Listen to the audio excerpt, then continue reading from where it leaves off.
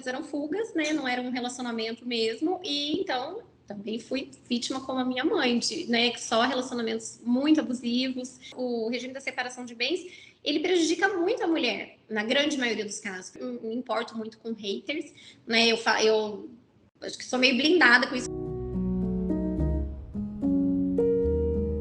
Eu iniciei a faculdade de Direito com a intenção de ser juíza. No último ano da faculdade, a gente tem o núcleo de práticas jurídicas, que é quando a gente atende uma população carente para treinar ali um estágio mesmo. E ali eu comecei a atender muitas mulheres em situação de vulnerabilidade, onde elas estavam sendo enganadas pelo ex-parceiro, pelo pai do filho. E aquilo mexeu muito comigo, que eu via ali nas minhas clientes do núcleo ali, eu via que eram coisas que eu vivia, mas assim, eu não tive nenhuma pessoa. Eu gostaria de ter cruzado com uma pessoa assim como elas cruzavam comigo, que pudesse me falar: olha, isso, você tem direito a isso, ou minha mãe lá atrás.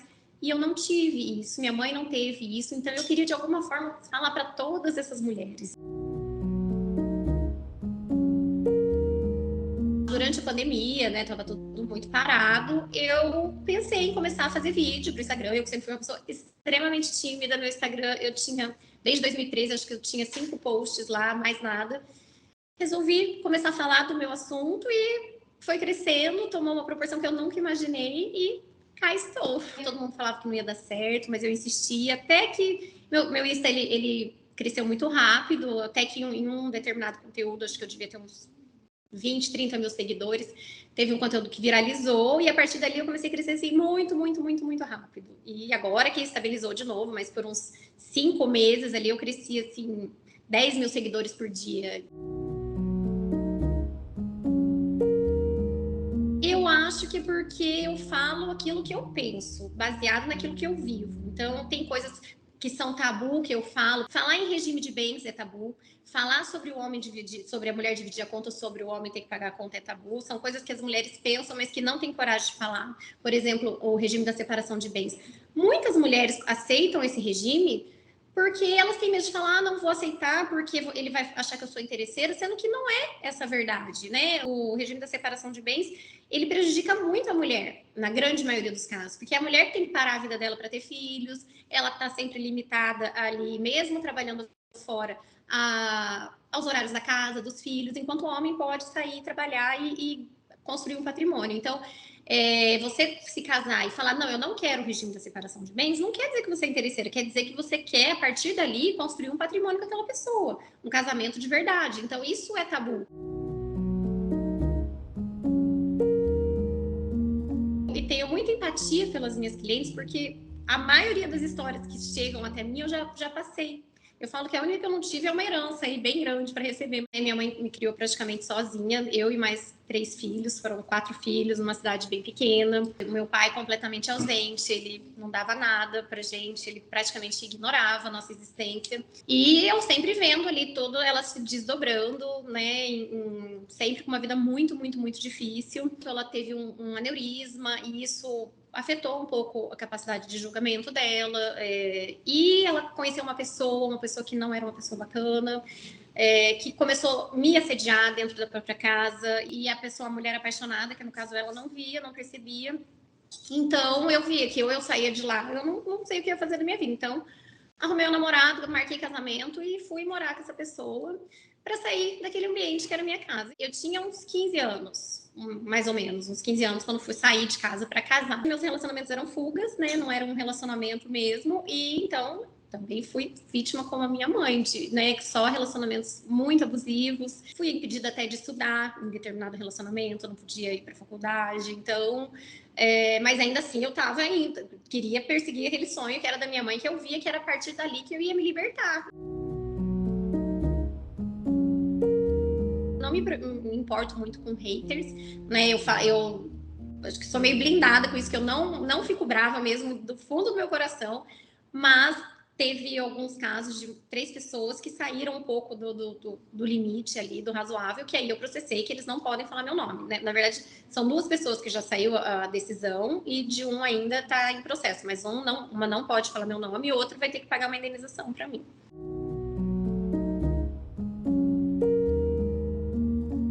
tive nada diretamente, mas velado, sabe? A credibilidade da gente, eu acho que a gente tem que provar muito mais do que, bom, se fosse um homem, por exemplo, né? Já por ser mulher, a gente já tem que provar mais. Então, se você é loira, você cuida do seu cabelo, né? Você já já tem aquele preconceito de uma possível futilidade, então aí você tem que provar um pouquinho mais ainda a sua capacidade.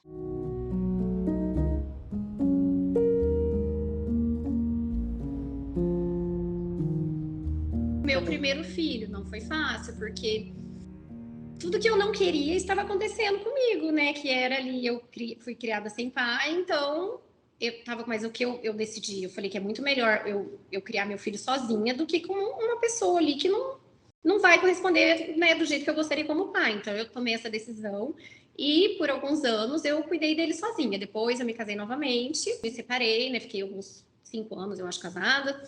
Aí depois eu me casei novamente.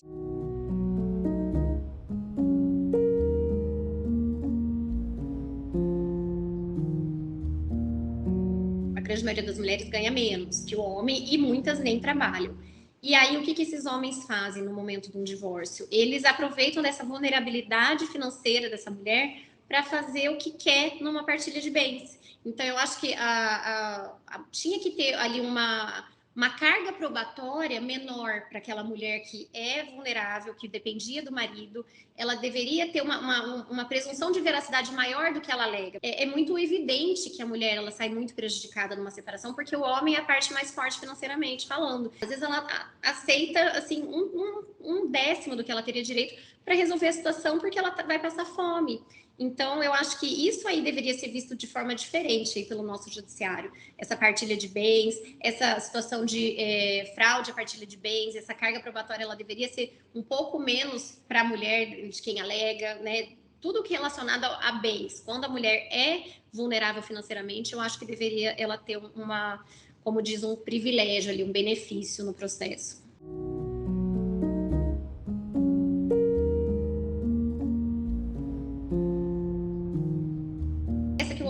É o que eu queria falar para todas as mulheres quando eu comecei meu Instagram, que eu tenho certeza que muitas não sabem disso, que é mesmo quando a mulher só mora junto e que ela não trabalhava e os bens estão só em nome do companheiro dela, mesmo assim ela tem direito à metade. As mulheres, principalmente numa situação mais vulnerável, elas pensam, olha, eu não tenho nada no papel, então eu não tenho direito a nada, porque o bem está só em nome dele. E não é verdade. Se você mora junto, você está em uma união estável, metade de tudo que for adquirido, você vai ter direito. Se você tem um marido, você está casada ali na comunhão parcial de bens, ou você mora junto e tudo que esse seu companheiro, esse seu marido, ele compra, ele coloca em nome de terceiro, grave conversas falando sobre isso, tenha provas, tenha indícios de provas sobre essa situação, para no futuro, numa partilha de bens, você conseguir alegar essa fraude e não ficar sem nada. Então, vai se preparando. E uma outra situação pense bem antes de casar pela separação de bens, se você é mulher, se você pretende ter filhos, porque na maioria dos casos a mulher sai prejudicada nesse regime. Eu conheci um viés um pouco radical do feminismo que eu não me afilio, digamos assim, mas em relação a direitos das mulheres, sim, acho que a gente tem que lutar pelos nossos direitos. É aquilo que diz, nós não queremos direitos iguais em nenhum momento, nós queremos equidade. A gente tem que ter direitos compatíveis com o que a gente gostaria de fazer. Para a gente atingir o mesmo objetivo que um homem tem, para a gente conseguir aquele mesmo direito, para a gente conseguir exercer de fato aquele mesmo direito, o que a gente tem que ter a mais que ele? Mas eu continuo achando que o homem tem que pagar a conta.